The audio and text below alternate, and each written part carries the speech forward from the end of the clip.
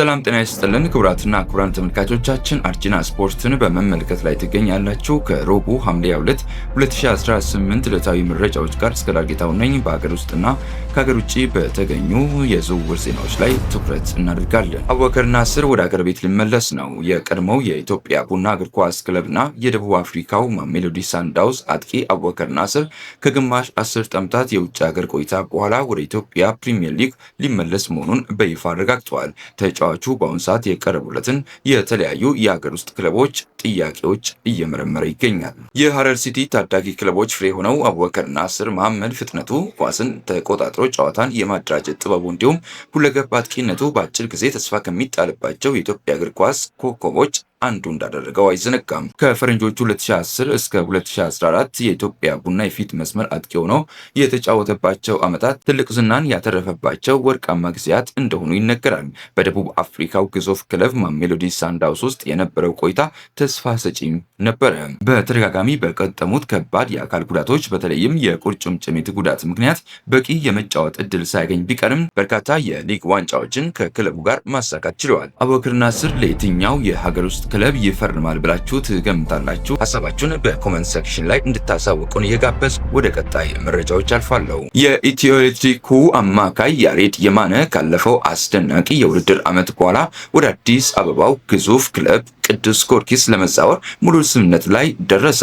ያሬድ የማነ ባለፈው ሳምንት የውድድር ዘመን በኢትዮ ኤሌክትሪክ ክለብ ውስጥ እጅግ አስደናቂ ጊዜን ያሳለፈ ሲሆን ቡድኑን በታክቲክ በመምራት ኳስ በማደራጀትና የጨዋታ ፍጥነትን በመቆጣጠር ረገድ በሊጉ ካሉ ምርጥ አማካዮች አንዱ መሆኑን አስመስክሯል። በተያያዘ ዜና የቅዱስ ጊዮርጊስ እግር ኳስ ቡድን አምበልና የፊት መስመር ተጫዋች ብሩክ ታረቀኝ ከሌሎች ክለቦች የቀረቡለትን ጥያቄዎች ውድቅ በማድረግ ባደገበት ቅዱስ ጊዮርጊስ ለመቀጠል ውሉን ማራዘሙን ሰምተናል። ብሩክ ታረቀኝ በቅዱስ ጊዮርጊስ የታዳጊዎች አካዳሚ ውስጥ ያደገ ተጫዋች ሲሆን በአጭር ጊዜ ውስጥ ወደ ዋናው ቡድን አድጎ የቡድኑ አምበል መሆን መቻሉ ይታወቃል።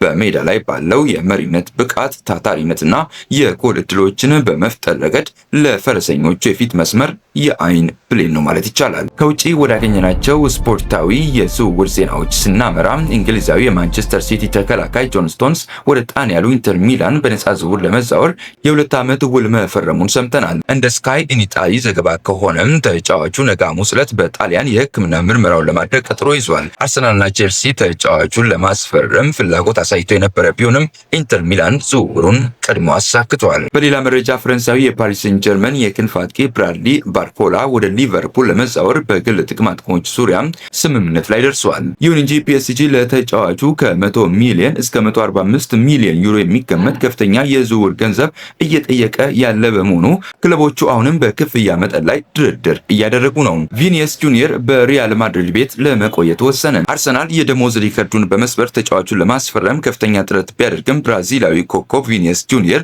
በሪያል ማድሪድ ቤት ለመቆየት መወሰኑን ስካይ ስፖርት ዘግቧል።